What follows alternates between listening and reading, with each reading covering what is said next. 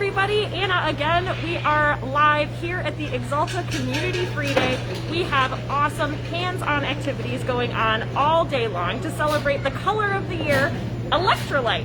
So our first hands-on activity of the day is right here at our explainer station. So I'm going to be joined by my good friend Don right behind me and my good friend Sierra right back there, and we are going to show you just how we are making a piece of community artwork using a process called cyanotyping. Cyanotyping is a pigment that is reactive to UV light. Much like plants and much like us, UV light can have amazing effects on this type of paper. So let's take a look at our activity that we've got set up here. If we take a look right here on the tray, Don is taking one of those pieces of our cyanotype paper and placing it down on a tray. Now, as soon as the paper comes out of the bag, the UV light is touching it. The pigments are reacting. So we're going to take some various objects and place them onto our tray here. So Don, what do we got? What should we put on our tray? Well, we've got some engineering pieces here. We've got some engineering pieces, some kind of science-themed objects. We've got some fun felt shapes.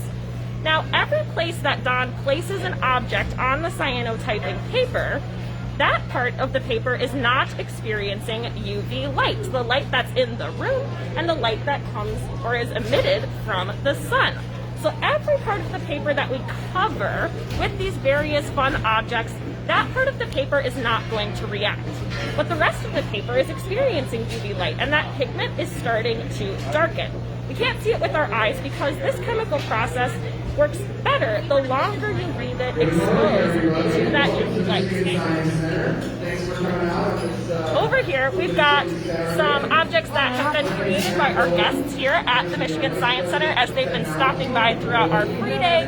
They have placed their objects on their cyanotyping paper and dropped them off so that we can expose them to this UV light. Now, like I said, this process takes a little while, so it looks like we have one that is ready to go or ready to be processed. You can see that after a short amount of time, we can see some of that design reacting on the paper, but as soon as we drop our pigments down into the water, that process stops.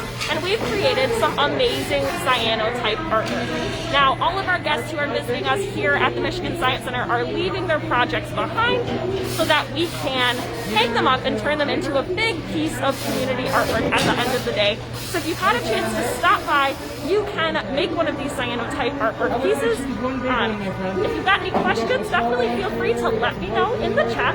We've got lots of other activities that we've got going on around the Science Center today. Again, this day is sponsored by Axalta, and even though we are sold out, even though tickets are completely reserved for this exciting day, I hope that you'll get to experience some of this with us here on live. I'll continue coming to you live to show you what else we've got going on. So if you've got questions, let me know in the chat, and I'll see you again next time. Bye, everyone.